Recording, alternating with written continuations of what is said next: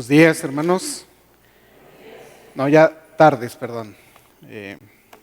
Hace un momento había visto mi reloj y todavía lo había visto antes de las 12, pero ya justo acabamos de pasar un par de minutitos y pues ya es de tarde. Pues buenas tardes a todos nuevamente y es un gusto y un privilegio para mí poder estar nuevamente aquí junto con todos ustedes.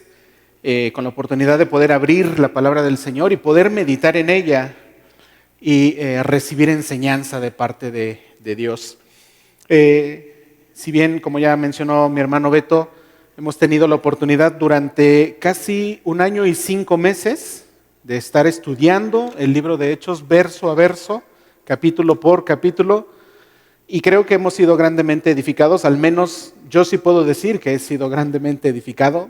Gracias a Dios por ello, y yo espero que la iglesia también podamos tener ese mismo sentir, de estar recibiendo edificación al estudiar la palabra del Señor. Han sido 53 predicaciones acerca de Hechos, es un libro extenso, junto con Mateo, los libros más extensos del Nuevo Testamento, y gracias a Dios porque nos ha permitido precisamente estar culminando esta serie de estudios del libro de Hechos. Vamos a orar, vamos a pedir la dirección de Dios antes que nada para este tiempo que vamos a estar. Así que les invito a que cerremos nuestros ojos y vamos a ir en oración a nuestro Dios para pedir su guía y su dirección. Padre, te damos gracias en esta hora por tu amor y tus bendiciones. Gracias, Señor, por la oportunidad de poder estar aquí juntos. Gracias porque nos permites estar casi concluyendo con este estudio del libro de Hechos verso a verso. Gracias por las enseñanzas que nos has traído, gracias por cada uno de los hermanos que ha participado en compartirnos tu palabra, pero también gracias, Señor, por la iglesia que ha estado pendiente de esta enseñanza, pendiente de estas lecciones, de estos estudios. Gracias, Señor, porque podemos reconocer que tú has estado obrando, actuando a través de esta iglesia Ebenecer al estudiar tu palabra. Gracias, Señor, porque ahora tenemos la oportunidad de nuevamente abrir tu palabra y recibir tu bendición, tu enseñanza. Queremos suplicarte, Dios mío, que tu Santo Espíritu esté con cada uno de nosotros, que en primer lugar Él me use a mí, Señor, para hablar tu palabra, que sea Él quien hable a través de mí, que sea su mensaje el que podamos compartir en este día, en esta tarde. Padre, te ruego por tu iglesia también aquí presente, que también podamos estar atentos y que nuestra mente y nuestro corazón puedan estar abiertos y puedan estar atentos a recibir tu enseñanza. Ayúdanos a comprender, Padre, lo que tú quieres enseñarnos. Ayúdanos, Señor, a aplicarlo a nuestras vidas, a no solamente recibir información, sino a que nuestras vidas, nuestras mentes y nuestros corazones sean transformados para parecernos cada día más a tu glorioso Hijo Jesucristo. Toma el control de este tiempo, toma el control de nuestras vidas, que tu nombre sea glorificado y que tu iglesia Ebenecer sea bendecida. Te damos gracias y pedimos esto en el nombre de Cristo Jesús. Amén. Pues bien, repito, vamos a dar un breve resumen o repaso o recapitulación de lo que ha sido el libro de Hechos, y veíamos en la lectura bíblica que nos compartió Emanuel, un par de pasajes al principio de Hechos. No vamos a recapitular cada capítulo, sino que me parece que estos 2 pasajes tienen un par de frases que son puntos clave en cuanto a la enseñanza del libro de Hechos. Y el primero de ellos está en el capítulo 1, versículo 8, y creo que muchos lo sabemos de memoria. Dice así la palabra del Señor: pero recibiréis poder cuando haya venido sobre vosotros, ¿quién? El Espíritu Santo, y me seréis testigos en Jerusalén, en toda Judea, en Samaria y hasta lo último de la tierra. Entonces el libro de Hechos en general trata mucho acerca de esto, acerca de la expansión del Evangelio. de esta religión cristiana que estaban haciendo y que estaba iniciando en la ciudad de Jerusalén, pero que el plan de Dios era expandirse, como dice este versículo, comenzando en Jerusalén, después en toda Judea, en Samaria y hasta lo último de la tierra. Y el día de hoy nosotros somos parte de esa porción que dice lo último de la tierra. Entonces, al haber estudiado Hechos, vemos cómo esto se fue cumpliendo, cómo el evangelio fue llegando cada vez a ciudades más lejanas de Jerusalén, cada vez a lugares más lejanos de formas increíbles en las cuales Dios obraba. Pero todo fue precisamente por la obra de Dios. Vimos a muchos personajes humanos, vimos sus ministerios, sus trabajos, pero en realidad quien estaba haciendo la obra, ¿quién era?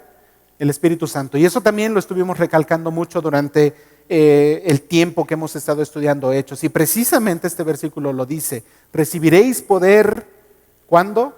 Cuando haya venido sobre vosotros el Espíritu Santo. Entonces, como ya lo mencionaba nuestro hermano Beto, este libro se trata de las obras del Espíritu Santo a través no solo de los apóstoles o de los discípulos, sino de la iglesia, de los creyentes, de todos los que pusieron su fe en Jesús. Entonces, las obras del Espíritu Santo es lo que vimos al haber estudiado el libro de Hechos. Y en la segunda porción que leímos en la lectura, en Hechos 2, quiero ir hasta el versículo 47 y únicamente quiero recalcar la segunda parte de este versículo 47. ¿Cómo dice? Y el Señor añadía cada día a la iglesia los que habían de ser salvos. Entonces, repito, vimos a muchos personajes. El autor se enfoca principalmente en Pedro al principio y posteriormente en Lucas, y nos menciona a varios de sus acompañantes. Pero nuevamente regresamos al punto inicial. ¿Quién era el que estaba obrando? El Espíritu Santo. Y lo confirmamos con este versículo, porque dice: el Señor añadía cada día a la iglesia los que habían de ser salvos. No los añadía Pedro, no los añadía Pablo, no los añadía nadie más de los personajes que estuvimos estudiando, sino que era el Señor quien transforma los corazones, el único que transforma los corazones para voltear hacia Él. Entonces, eso es lo que hemos estado viendo todo este tiempo al estar estudiando el libro de Hechos. Si recuerdan, al haber estudiado nuestros libros anteriores, Romanos, Corintios, hemos estado poniendo algunos videos a manera de resumen que son muy gráficos y que creo yo que nos ayudan bastante a entender precisamente o a recordar en gran parte lo que hemos estudiado en estos libros. Y el día de hoy también vamos a compartir este video. Únicamente quiero comentarles que, repito, como el libro de Hechos es uno de los más grandes del Nuevo Testamento, el video está dividido en dos partes. Entonces, de hecho, la primera parte ya la vimos hace un par de meses. ¿Nos pones la postal, por favor? ¿Alguien se acuerda cuándo lo vimos? Bueno, ya está ahí en pantalla la fecha. Fue el día 5 de noviembre de 2023. Fue en una predicación compartida por nuestro hermano Everardo Telles, que lleva por título La experiencia de la iglesia primitiva. Y quiero compartirles la postal precisamente porque si alguien quiere volver a ver ese video, la primera parte, lo pueden encontrar en esta predicación. Pueden buscar ahí en YouTube o en Facebook. Fecha 5 de noviembre fue compartida esta predicación. Entonces ahí al final de la predicación está el video resumen de la primera parte de Hechos, del capítulo 1 hasta el versículo 12. De todos modos, si alguien más quiere el puro video, me pueden contactar y con gusto les envío el enlace para que puedan verlo. Pero bueno, entonces ya vimos ese resumen. Espero que alguien recuerde algo, o si recuerdan todo de ese video, mucho mejor. Pero vamos a ver ahora el video resumen de la segunda parte que abarca los capítulos del 13 hasta el final. Entonces quiero que pongan atención al siguiente video.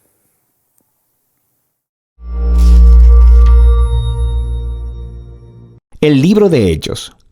En el primer video vimos que Lucas empieza el libro mostrándonos cómo el Jesús resucitado fue exaltado como el Rey del mundo. Él prometió enviar el Espíritu Santo como su presencia personal para empoderar a sus seguidores en su tarea de ir al mundo y ser testigos de las buenas nuevas de su reino, hasta que un día Él regrese. Y así empezó el movimiento en Jerusalén, cuando el Espíritu vino y transformó a los seguidores de Jesús en el nuevo templo prometido por los profetas de la Escritura. Pero esto generó conflicto con los líderes de Jerusalén y produjo la persecución de los cristianos. El Espíritu transformó esto en algo bueno. De hecho, se convirtió en el medio a través del cual las comunidades de Jesús, originalmente judías, fueron esparcidas fuera de Jerusalén para convertirse en un movimiento internacional multiétnico. Y la iglesia emblema de este diverso movimiento de Jesús estaba en Antioquía, la ciudad más grande del Imperio Romano en esa área. Nos quedamos con Bernabé y Pablo sirviendo en la iglesia de Antioquía, y el Espíritu mueve a la iglesia a enviarles en un viaje misionero, lo que abre toda una nueva sección en el libro. Las historias de Pablo y sus colaboradores viajando a diferentes ciudades en el Imperio Romano, anunciando las buenas nuevas de que Jesús es Rey. La primera misión es al interior de lo que se conoce como Asia Menor, que se encuentra en la Turquía moderna, y termina con una reunión importante de los apóstoles de vuelta en Jerusalén. La segunda misión es a través de Asia Menor y luego hacia la antigua Grecia. La tercera misión es a través de ese mismo territorio y concluye con el viaje de Pablo de vuelta a Jerusalén. Ahora, al contar todas estas historias, Lucas ha resaltado un número de temas importantes por medio de la repetición. Primero tenemos la misión continua a Israel. Cuando Pablo entra a una nueva ciudad, él siempre va primero a la sinagoga judía para compartir acerca del Rey Jesús resucitado y de cómo él está formando una nueva y multiétnica familia de Dios. La mayoría de las veces, muchas personas reconocen a Jesús como el Mesías, pero algunos se oponen a Pablo. A veces hasta lo expulsan de la ciudad como a un peligroso rebelde que se opone a la Torá y a la tradición judía. Y esta tensión culmina después del primer viaje, llevando a un concilio en Jerusalén. Pablo descubre que hay algunos cristianos judíos en Antioquía que están diciendo que a menos que las personas no judías se hagan judías, practicando la circuncisión, el día de reposo y obedeciendo las leyes de comida kosher, no pueden ser parte de la familia de Jesús. Pero Pablo y Bernabé están en profundo desacuerdo y llevan el debate al concilio de líderes en Jerusalén. Entonces ahí, Pedro, Pablo y Santiago, el hermano de Jesús, mostraron a partir de las Escrituras y de su experiencia que el plan de Dios siempre fue incluir a las naciones gentiles en su pueblo del pacto. Así que ellos escriben una carta pidiendo a los cristianos no judíos que dejen de participar en los sacrificios paganos del templo, pero no les requieren que adopten una identidad étnica judía o que obedezcan las leyes de la Torá. Esta decisión fue completamente revolucionaria para la historia del movimiento de Jesús. Jesús es el Mesías judío, pero también es el Rey resucitado de todas las naciones. Así que ya la membresía dentro de su pueblo no se basa en la identidad étnica o en seguir las leyes de la Torá. Simplemente se basa en confiar en Jesús y seguir sus enseñanzas.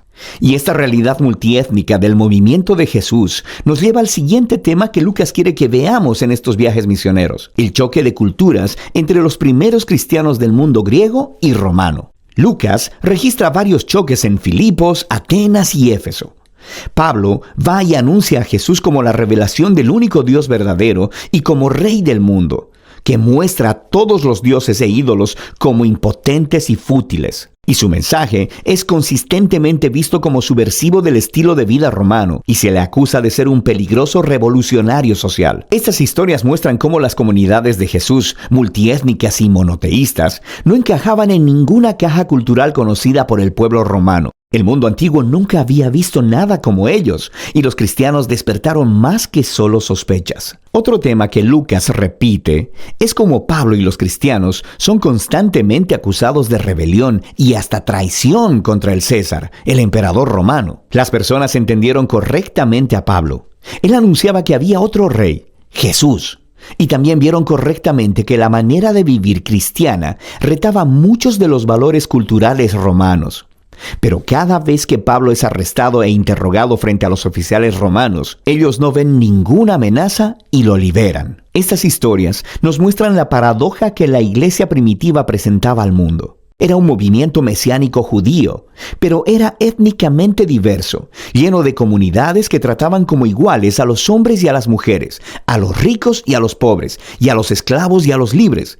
Y todos ellos confesaban su lealtad solo al Rey Jesús y no a ningún otro dios o rey. Así que su mismísima existencia ponía de cabeza los valores centrales de la cultura romana. Pero los cristianos no representaban ninguna amenaza militar, porque Jesús les enseñó a ser personas de paz. Así que, del único crimen que Pablo y los cristianos pueden ser acusados es no conformarse al status quo. La última sección del libro retorna su enfoque al testimonio de Pablo esparciéndose desde Jerusalén hasta Roma. Su último viaje misionero termina en Jerusalén, donde su controversial reputación le precede. Es atacado por los judíos, quienes piensan él ha traicionado a Israel, lo que atrae la atención de los soldados romanos, quienes piensan que Pablo es un terrorista de Egipto, empezando una rebelión. Así que lo arrestan. De aquí, Pablo es sometido a juicio. Primero delante de los líderes judíos del Sanedrín en Jerusalén. Luego delante de una serie de líderes romanos en Cesarea.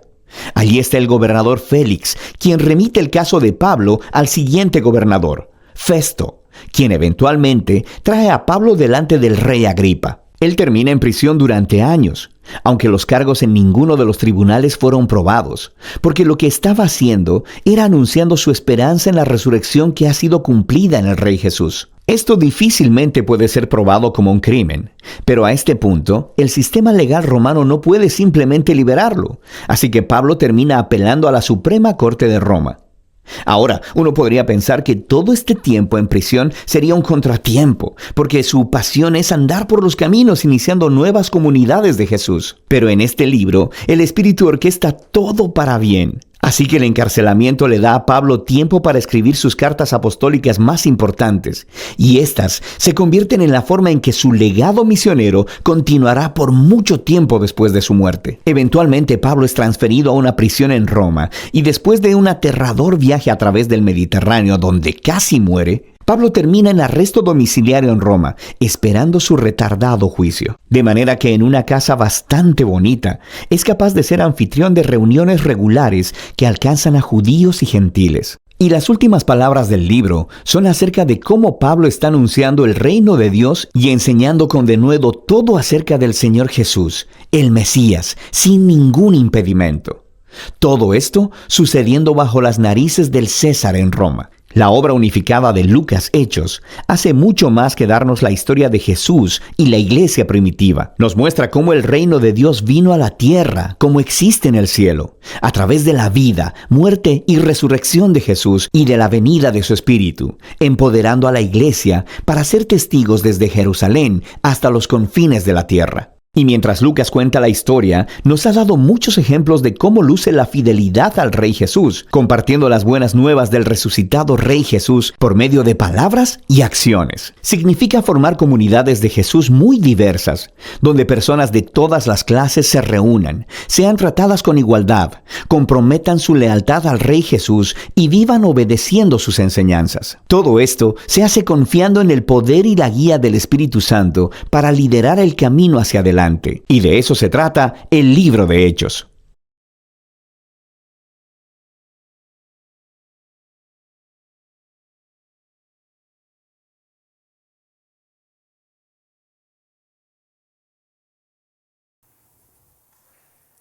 Bueno, pues tenemos ahí el video resumen y yo espero que al haber visto estas escenas hayamos podido recordar parte de lo que hemos estado estudiando durante estas 53 predicaciones.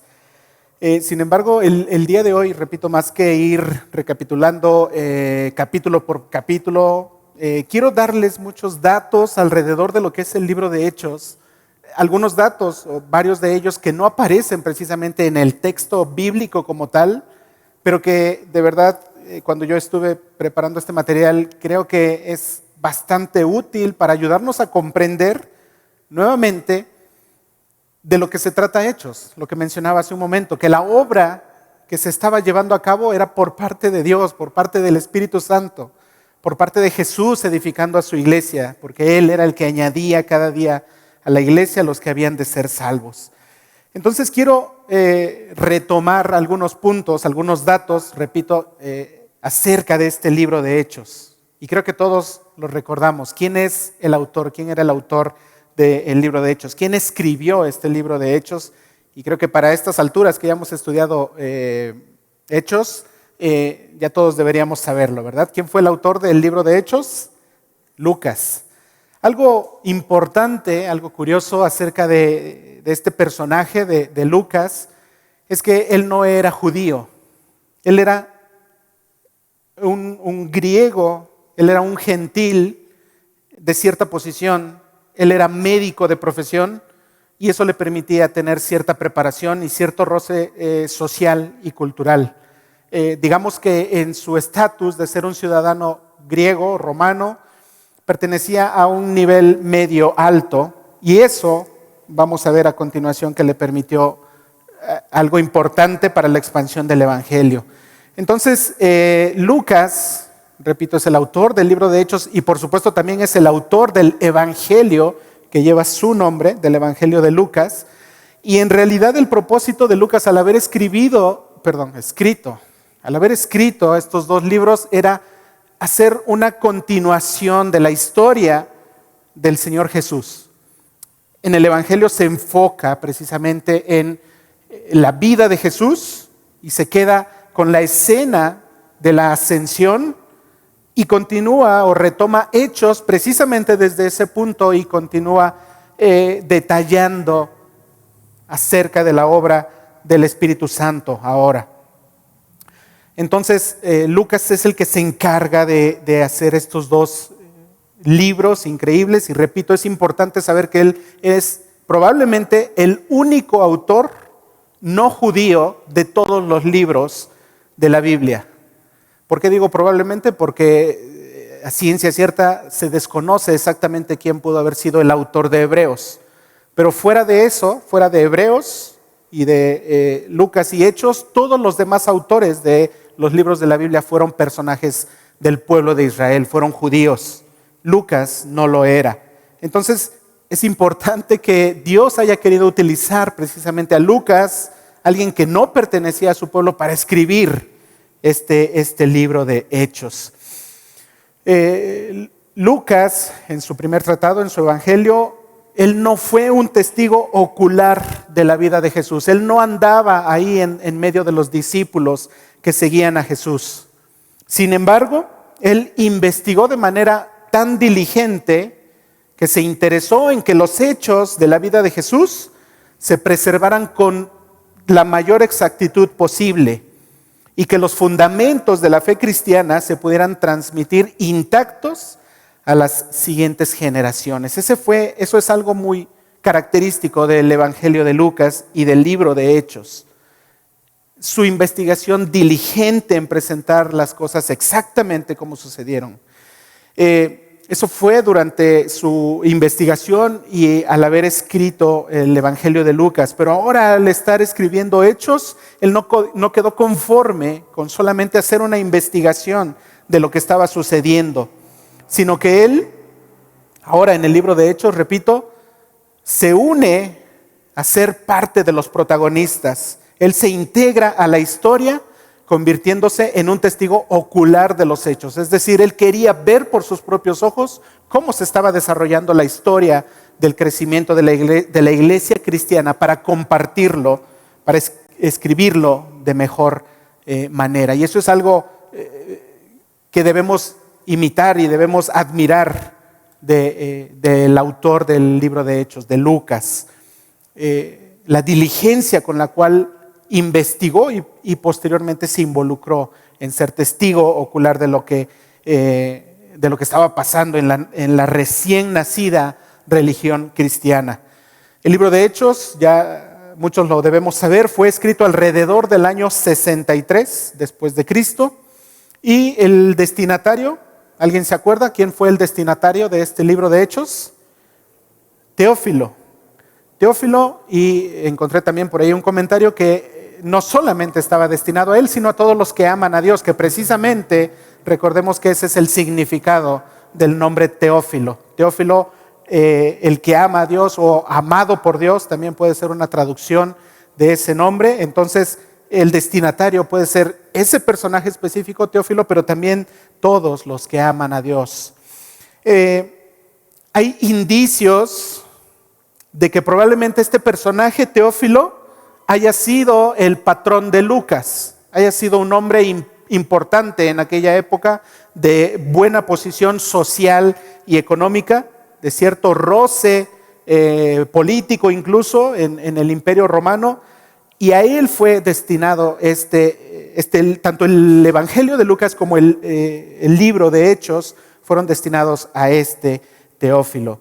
También es muy probable que por su posición económica, precisamente este Teófilo haya tenido cierto interés en esta nueva religión cristiana, y repito, por la posición económica que tenía, es muy probable que él haya financiado en gran parte esta investigación que hizo Lucas acerca del Evangelio.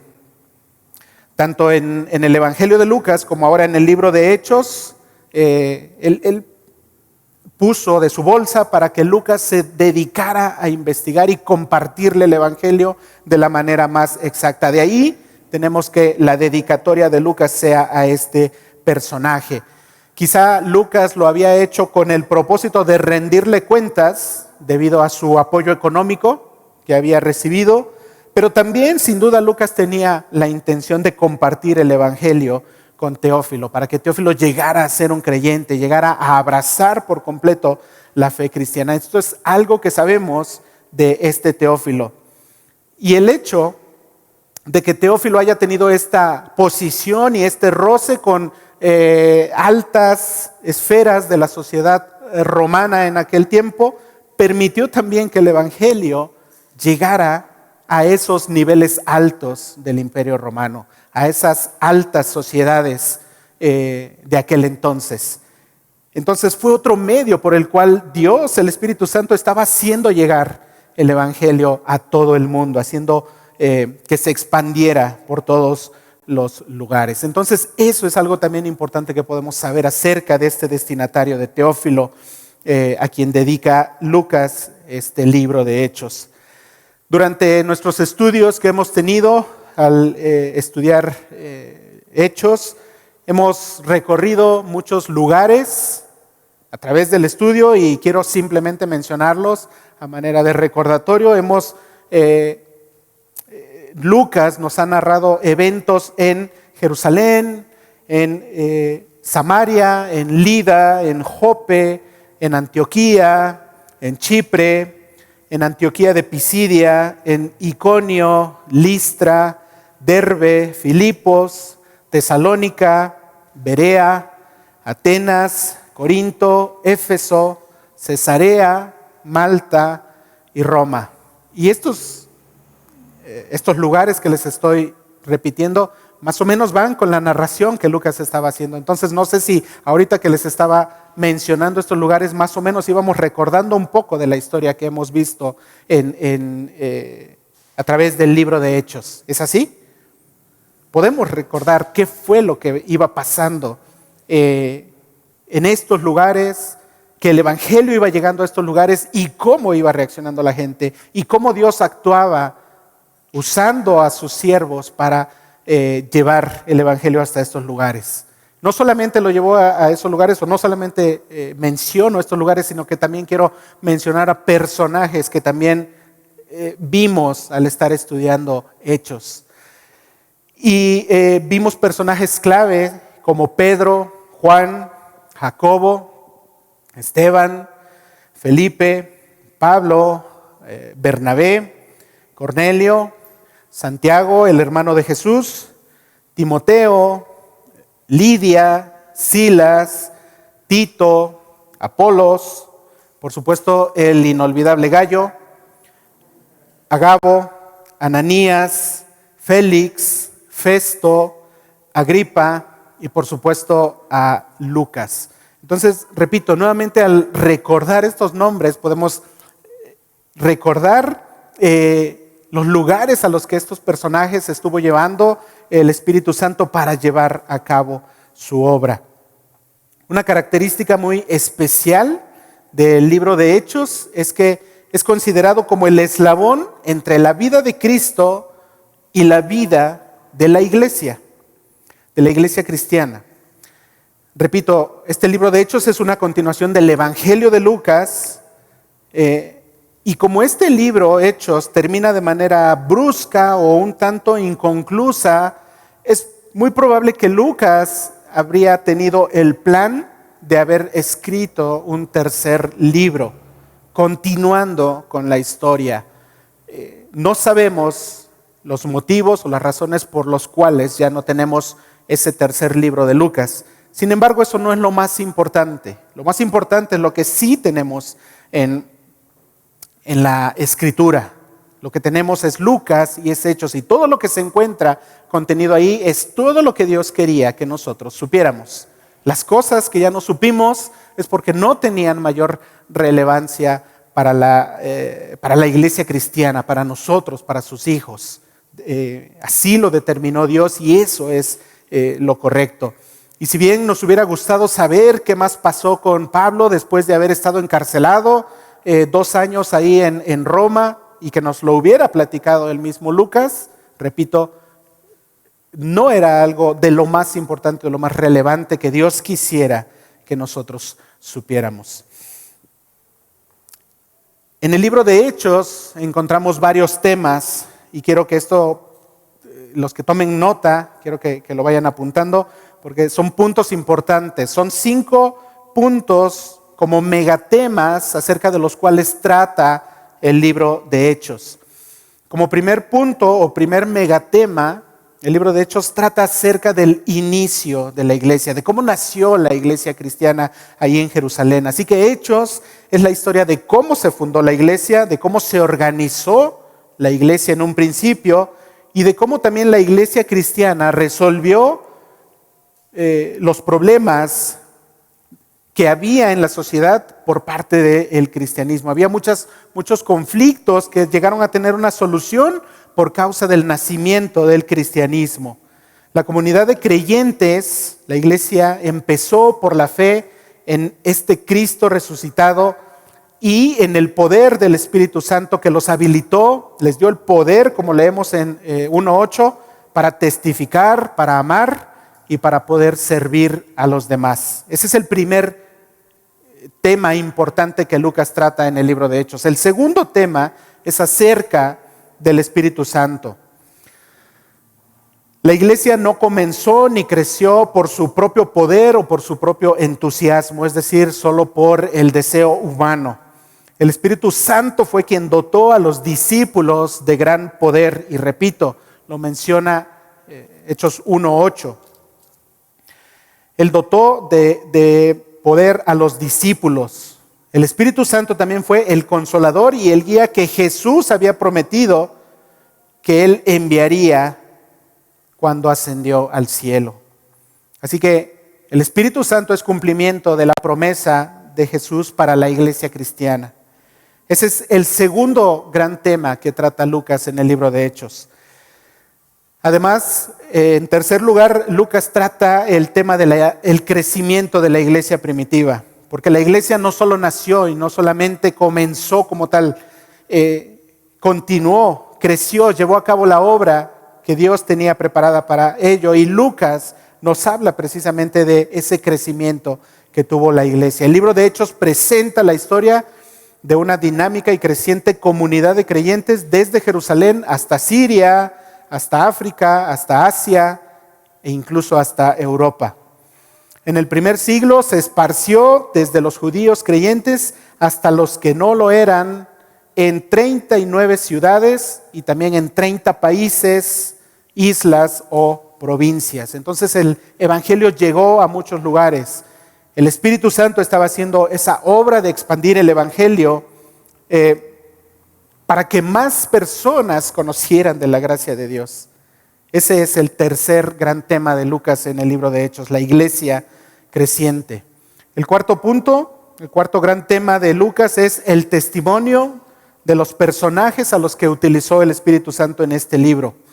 Pedro, Juan, Felipe, Pablo, Bernabé y miles más manifestaron su nueva fe en Cristo. y mediante su testimonio personal, mediante su predicación o mediante la defensa ante las autoridades, ellos testificaron con valentía y con arrojo a grupos de diversos tamaños. Predicaban tanto uno a uno como a grandes multitudes, y Dios, el Espíritu Santo, siempre utilizó estas formas, estas maneras para ir expandiendo su evangelio. Así es que el testimonio de estos personajes también es un gran tema que menciona Lucas en el libro de Hechos. Y el último gran tema de Lucas es la oposición que vivieron estos personajes también al estar llevando a cabo la obra de Dios, de llevar el evangelio por todos estos lugares. A través del encarcelamiento, a través de palizas, a través de pleitos y de tumultos, judíos y gentiles perseguían a los cristianos. Sin embargo, la oposición vino a ser un catalizador para la propagación del cristianismo. Esto mostró que el cristianismo no era obra del hombre, sino que era obra de Dios. Hubo mucha oposición. Hubo muchos que quisieron frenar la predicación del evangelio. Hubo muchos que quisieron, con tal de llevar a cabo este freno del crecimiento del evangelio, incluso matar a los siervos de Dios, a los discípulos, a los apóstoles de Jesús. Y nos hemos maravillado, ¿verdad?, de cómo Dios, de cómo el Espíritu Santo obró a través de estas adversidades, haciendo que el crecimiento del evangelio se acelerara o se hiciera más exponencial en todos los lugares y con todos estos personajes. Esos son los 5 grandes temas que Lucas trata en el libro de Hechos. Entonces, quiero que veamos esto de manera, de una perspectiva diferente a lo que encontramos como tal dentro de la Escritura. No sé si en algunas ocasiones ustedes han tenido la oportunidad de ver desde un dron, desde la grabación de un dron, algún lugar, el recorrido de algún lugar. ¿Alguien ha tenido esa oportunidad, esa experiencia? ¿O han visto algunos videos en internet? ¿O alguien se ha metido a Google Maps y ver las ciudades desde una vista aérea? Se ve muy diferente de cómo nosotros lo vemos, ¿verdad? Desde la tierra. Vemos otra perspectiva, ¿no? Entonces, es algo similar lo que queremos mostrar con estos datos que les estoy compartiendo, de que podamos ver el libro de Hechos desde otra perspectiva y entender todo lo que Dios, lo que el Espíritu Santo estaba haciendo a través de sus siervos para que su evangelio llegara a más lugares. Versículo clave del libro de Hechos. Hay muchos que discuten cuál podría ser el versículo clave, pero la mayoría de estudiosos, de teólogos, coinciden en que el versículo clave, en que toda la historia que Lucas nos narra en Hechos gira en torno precisamente a Hechos 1:8, que lo hemos estado repitiendo varias veces. Pero recibiréis poder cuando haya venido sobre vosotros el Espíritu Santo, y me seréis testigos en Jerusalén, en toda Judea, en Samaria y hasta lo último de la tierra. El Espíritu Santo había de venir porque era una promesa del Señor Jesús, y entonces cuando Él viniera iba a empoderar a sus siervos para expandir el evangelio hasta los confines de la tierra. Y repito, todo el libro de Hechos regresa a este punto, al empoderamiento del Espíritu Santo para con sus siervos y en expandir la predicación del evangelio. La narración del libro de Hechos gira en torno a este versículo clave. Y podemos comprobarlo al estudiar precisamente el libro de Hechos, que ya lo hemos hecho durante este tiempo, este periodo. Porque la primera parte, los primeros capítulos, desde el capítulo 1, versículo 1, hasta el capítulo 8, versículo 3, toda la historia se centra en la ciudad de Jerusalén. Ahí se desarrolla todo, ahí se desenvuelve todo. La segunda parte, a partir del 8:4 hasta el 12:25, los hechos se desarrollan tanto en Judea como en Samaria. Y la tercera parte a partir del capítulo 13, versículo 1 hasta el final, hasta el 28-31, se refiere a hasta lo último de la tierra. Entonces vemos claramente cómo este versículo, Hechos 1:8, se va desarrollando a través de lo que Lucas nos narra. Si bien el libro de Hechos se enfoca principalmente, repito, en los ministerios de Pedro, capítulos 1 al 12, y posteriormente se enfoca en la vida de Pablo, capítulos 13 al 28, y hasta cierto punto muchos podríamos pensar, muchos podríamos considerar que el libro de Hechos se trata de una obra biográfica de estos dos personajes y de la importancia de su ministerio. Cuando yo estaba escogiendo este título para el día de hoy, un ministerio trascendental, no tenía yo en mente ni a Pedro, ni a Pablo, ni a alguno otro de los personajes humanos que aparecen en el libro de Hechos. Por más enfocados que hubieran estado la historia en estos personajes, el ministerio trascendental, ¿quién lo estaba llevando a cabo? Dios. El Espíritu Santo era Él quien estaba actuando a través de Pedro, a través de Pablo, a través de quienes les acompañaban. En un principio a Pedro le acompañaba Juan y Jacobo. Después al apóstol Pablo lo acompañaba en un principio Bernabé, después lo acompañaba Silas, después lo acompañaba Timoteo y el mismo Lucas. Y su ministerio, su trabajo era reconocido por todos los lugares a donde ellos andaban. Pero el ministerio trascendental al que me refiero lo estaba llevando a cabo Dios, el Espíritu Santo, a través de ellos. Fue Él, el Espíritu Santo, quien verdaderamente estuvo y sigue aún hoy en día llevando a cabo la obra de expansión del Evangelio a través de la iglesia cristiana. Y el día de hoy, ¿quiénes son la iglesia cristiana? ¿Nosotros? ¿Amén? Yo sí soy parte de la iglesia cristiana y todos nosotros lo somos y gracias a Dios por ello y alabemos a Dios por ello. Pero entonces entendamos precisamente que este principio que hemos estado viendo en el libro de Hechos, de que recibirán poder cuando haya venido sobre vosotros el Espíritu Santo y me seréis testigos hasta lo último de la tierra, esto también aplica para nosotros. No solamente fue para los cristianos del primer siglo, no solamente para la iglesia primitiva, si nosotros hoy en día también tenemos la dicha y el privilegio de pertenecer a la iglesia cristiana, a la iglesia universal, al cuerpo de Cristo, este principio también es para nosotros. Nosotros también recibimos poder del Espíritu Santo para llevar a cabo su obra. Y lo estudiábamos cuando tuvimos la oportunidad de estudiar Hechos 2, de poder ser llenos del Espíritu Santo. Así es que esto también aplica para nosotros. No solamente fue para Pablo, para Pedro, para Lucas. Esto aplica para ti, hermano. Esto aplica para mí. Que nosotros seamos empoderados por el Espíritu Santo para seguir predicando su evangelio hasta lo último de la tierra. Porque sigue habiendo, a pesar del paso del tiempo, a pesar de prácticamente 2000 años que llevamos de esta historia, sigue habiendo lugares a donde el evangelio no ha llegado.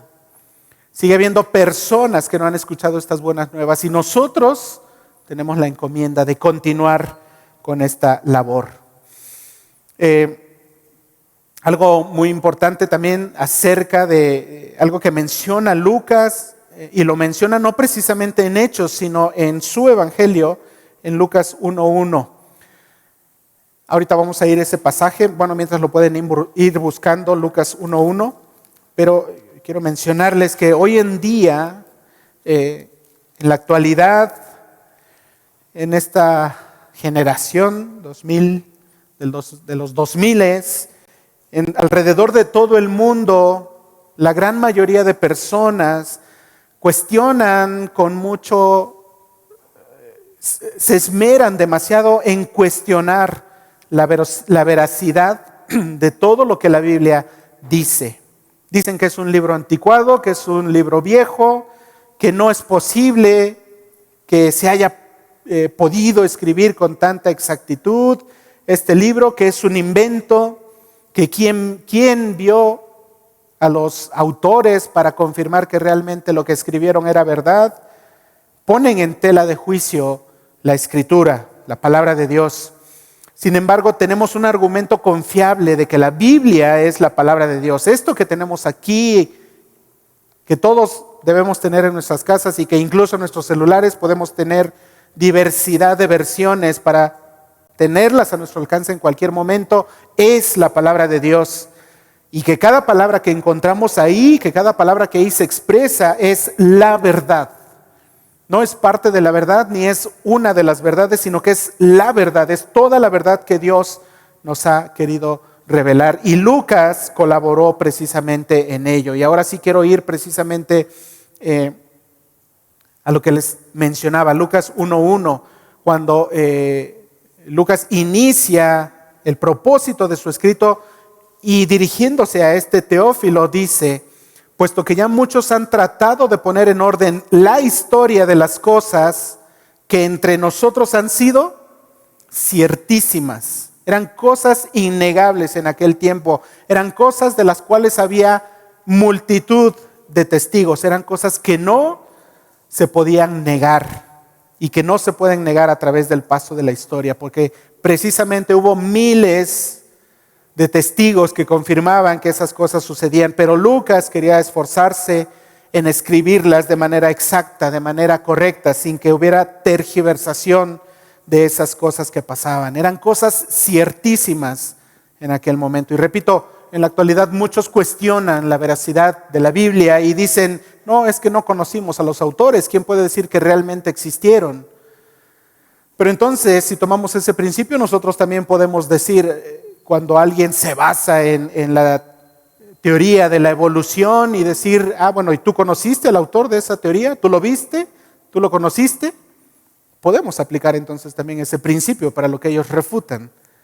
Pero no ha habido a través de la historia mayor número de testigos que confirman realmente que estos eventos pasaron desde aquel tiempo.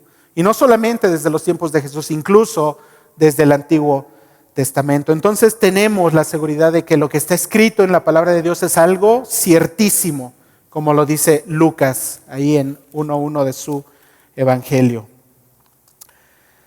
Retomando nuevamente acerca de Lucas y la forma en cómo él escribió el libro de Hechos, este libro, esta narración que hace Lucas, de Hechos, tiene un estilo literario especial, muy marcado de cómo Lucas se expresaba. Su estilo literario es elegante, es rico en vocabulario, posee un notable dominio de la gramática y de los recursos lingüísticos del griego de su tiempo, del griego en que se escribió el Nuevo Testamento e incluso del griego clásico.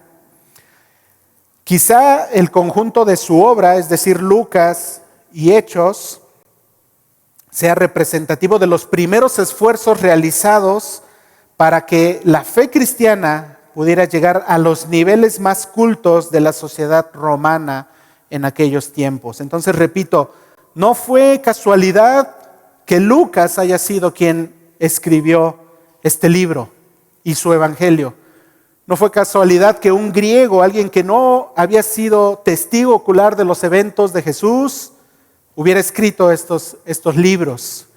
Dios había escogido a Lucas y Dios de antemano le había preparado de esa manera, siendo un gentil, siendo un griego, siendo un médico y teniendo el roce que había tenido con un propósito, con el propósito de que su evangelio también a través de esas circunstancias que había vivido Lucas pudiera compartirse, repito, en las sociedades romanas más altas de aquellos tiempos.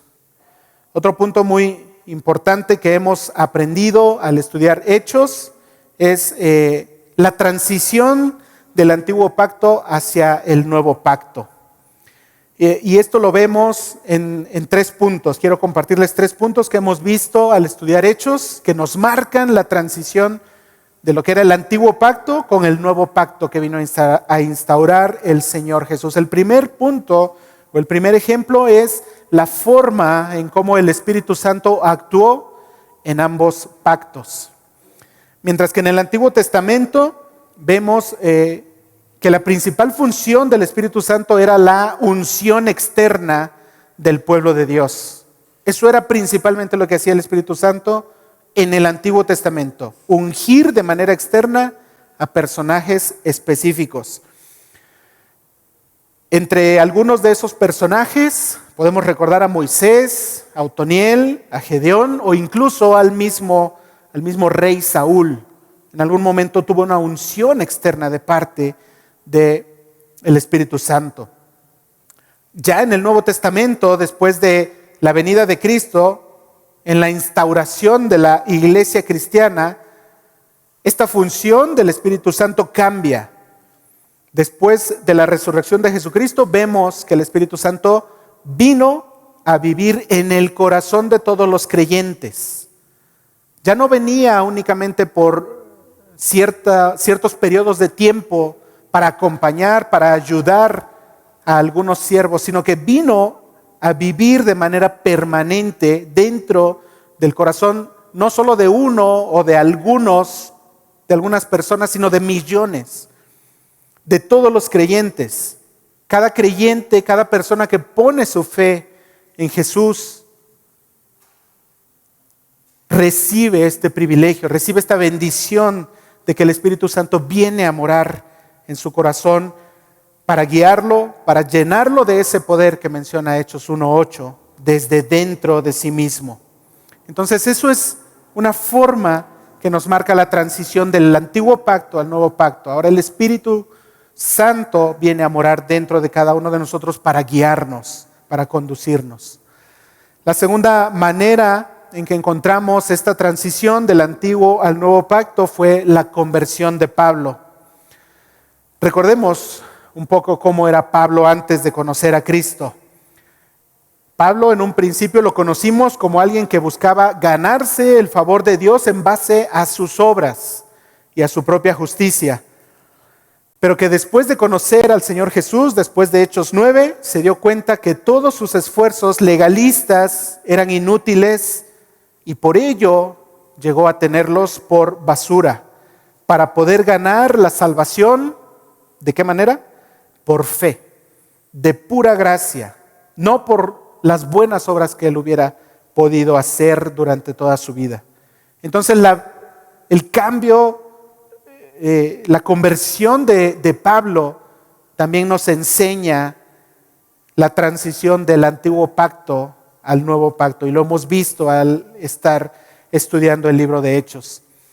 Y por último, un último ejemplo que vimos ahí en Hechos 10, la visión del lienzo que tuvo el apóstol Pedro. ¿Se acuerdan qué fue lo que vio Pedro? Que descendía un lienzo del cielo, y ¿qué había en ese lienzo? Animales de todas las especies, animales limpios y animales inmundos. Y precisamente esta visión que tuvo Pedro también nos enseña de la transición del antiguo al nuevo pacto. Los animales limpios que estaban en esa visión simbolizaban al pueblo de Israel, a los judíos. Y los animales inmundos simbolizaban a los gentiles. ¿Y qué fue lo que pasó en la visión? Fueron todos declarados limpios por Dios a través de la muerte sacrificial de Cristo. Dejando de estar bajo el antiguo pacto de la ley, ahora ambos pueblos, el pueblo judío y el pueblo gentil, están unidos en el nuevo pacto de la gracia. Y ya no existe más delante de Dios el pueblo judío o el pueblo gentil, sino que de ambos pueblos hizo uno. ¿Y quién es ese pueblo? La iglesia cristiana. Nosotros somos parte de ese nuevo pacto. También es importante marcar esto, porque esto lo hemos aprendido en el libro de Hechos.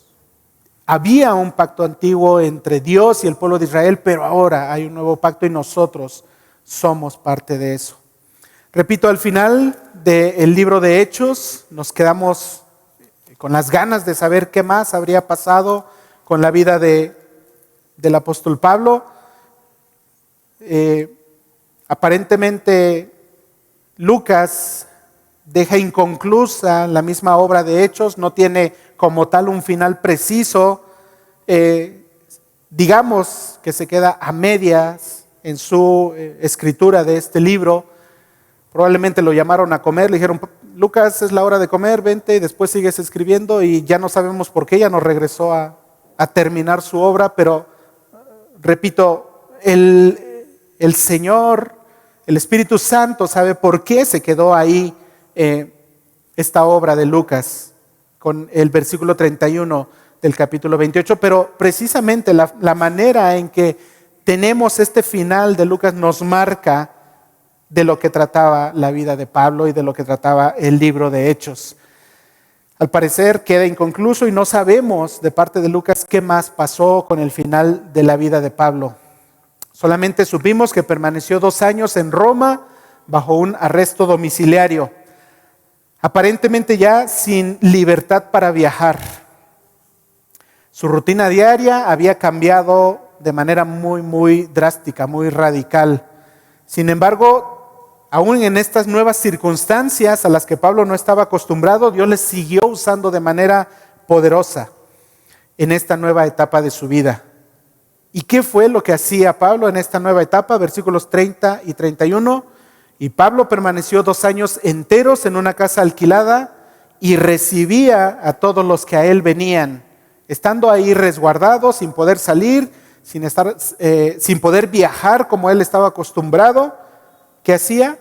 Con todos los que venían, versículo 31, predicaba el reino de Dios y enseñaba acerca del Señor Jesucristo abiertamente y sin impedimento.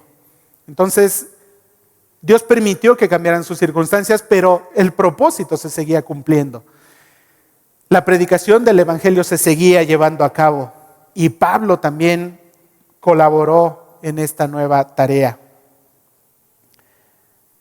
Además, durante esos 2 años que estuvo ahí encarcelado, no lo narra Lucas ahí en Hechos, pero también sabemos por la historia que desde ahí, desde la cárcel, desde la soledad, porque pasó mucho tiempo solo, escribió algunas de las cartas que hoy encontramos también en el Nuevo Testamento.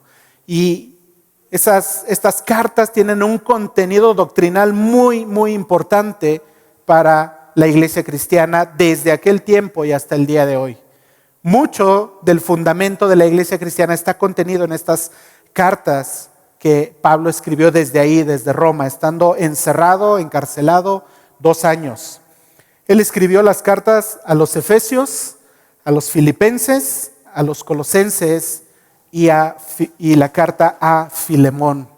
Entonces, Dios usó estas circunstancias de que él estuviera encarcelado para seguir bendiciendo a la iglesia, para seguir edificando su iglesia. Y el día de hoy nosotros también somos bendecidos de ese encarcelamiento que tuvo el apóstol Pablo. Y tenemos ahora el plan de seguir estudiando precisamente las cartas de Pablo. Vamos a continuar con Gálatas, pero posteriormente, si Dios lo permite, tendremos precisamente la oportunidad de estudiar Efesios, Filipenses, Colosenses, estas cartas que Pablo escribió encarcelado desde Roma. Y para finalizar, simplemente quiero invitarte a meditar precisamente en cómo Dios escogió a Lucas y escogió tantas circunstancias que él vivió, que no se mencionan en la Biblia, pero que todas ellas estaban dentro del plan de Dios para llevar a cabo su propósito de expandir el Evangelio. Preparó la vida de Lucas para escribir esta obra que hemos estudiado durante estos meses. Y ha sido de mucha bendición y el Evangelio ha seguido creciendo aún hasta el día de hoy. Y repito, nosotros somos invitados a ello. Y yo les invito a que así como Lucas tuvo el esmero, la dedicación, no solo, repito, de investigar de manera diligente, sino que posteriormente se involucró en los hechos mismos para ser testigo ocular. Yo también te invito a que tú te involucres de lleno en la obra de Dios. Yo te invito a que no solamente te quedes como un espectador, no solamente te quedes escuchando lo que los demás dicen, no solamente siendo un espectador periférico de la obra de Dios, sino que te involucres a lo que Dios, repito, ha establecido para la iglesia de Cristo. a predicar el Evangelio hasta lo último de la tierra, a ser empoderados por el Espíritu Santo. Muestra este esmero que Lucas mostraba. Muestra este esmero que también Pablo mostraba. A pesar de los cambios en sus circunstancias, Pablo también seguía estando dispuesto a servir en la obra de Dios, en seguir siendo usado por el Espíritu Santo. Quiero leerles una última aplicación práctica que encontré en God Questions y quiero que pongan mucha atención precisamente a esto que que les voy a leer y que puedas encontrar la manera de cómo lo vas a aplicar en tu vida. El Espíritu Santo usó a estos personajes que estudiamos en Hechos, pero también quiere y va a usarte a ti. Y Dios quiere que tú pongas la disposición como ellos lo hicieron. Dice esta aplicación práctica: Dios puede hacer cosas extraordinarias a través de personajes ordinarios cuando Él los llena de poder a través de su Espíritu. Esencialmente, Dios tomó a un grupo de pescadores y los utilizó para poner al mundo de cabeza. ¿Se acuerdan lo que leímos en Hechos 17:6? La segunda parte: estos que trastornan el mundo entero también han venido acá.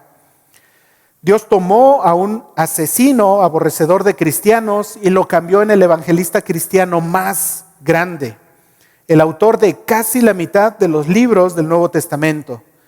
Dios utilizó la persecución para producir la difusión más acelerada de una nueva fe en la historia del mundo.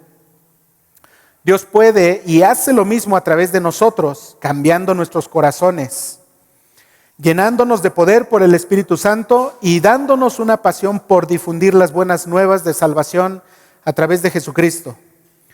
Si tratamos de hacer estas cosas en nuestras propias fuerzas, fracasaremos.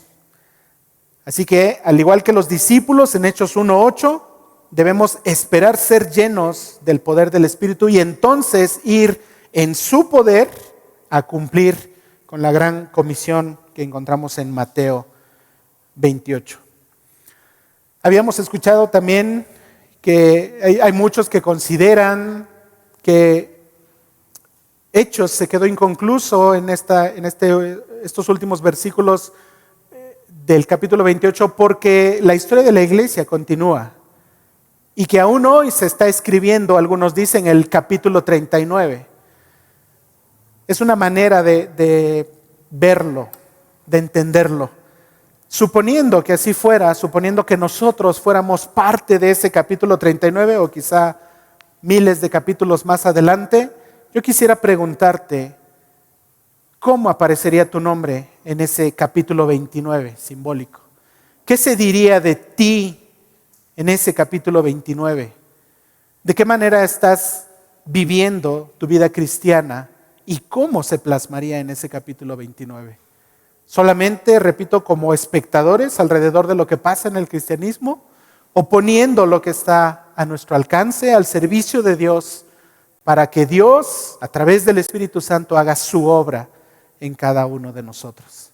Entonces yo te invito precisamente a reflexionar en eso, a que salgamos de este lugar con esa espinita, en que si no hemos estado hasta hoy esforzándonos lo suficiente en aportar para la obra del Espíritu Santo en ese capítulo 29, podamos hacerlo a partir del día de hoy. Dios nos da la oportunidad, el Espíritu Santo sigue estando dispuesto a empoderarnos a cada uno de nosotros, a guiarnos, a enseñarnos cómo agradarle, y Dios quiere que simplemente nosotros pongamos nuestra disposición. Les invito a que nos pongamos de pie y podamos finalizar con una oración por este tiempo que hemos tenido. Nos ponemos de pie y oramos. Señor, te damos muchas gracias una vez más en esta hora por poder abrir tu palabra, por poder recordar acerca de este estudio de hechos que hemos tenido durante muchos meses. Hemos sido expuestos a tu palabra, hemos recibido tu enseñanza y aún el día de hoy, entendiendo todas estas circunstancias alrededor del libro de Hechos, alrededor de todos los personajes como Lucas, como Pablo, como Pedro, hemos podido aprender, Señor, que tú estás a cargo de todo, que todo está bajo su control, que nada te sorprende, que tú eres soberano de todo y te agradecemos y te alabamos por ello. Y queremos pedirte, Señor, que hoy en día tú sigas actuando y sigas obrando. Sabemos que lo haces, pero rogamos que lo hagas en la vida de nosotros, que nos hagas entender como iglesia Ebenecer que seguimos teniendo este mandato de Hechos 1:8, de recibir poder de tu Santo Espíritu para seguir siendo testigos de tu Evangelio en cada lugar a donde vayamos. Permítenos entender esta verdad y permítenos estar dispuestos a llevarla a cabo, a poder cumplirla bajo la dirección y la guía de tu Santo Espíritu. Gracias, Señor, por este tiempo en que hemos podido abrir tu palabra nuevamente y recibir tu bendición. Rogamos que este tiempo sea de agrado ante ti y que seamos bendecidos y edificados los que hemos estado aquí escuchando tu palabra. Oramos a ti en el nombre de Cristo Jesús. Amén. Tomen asiento. Dios les bendiga, hermanos.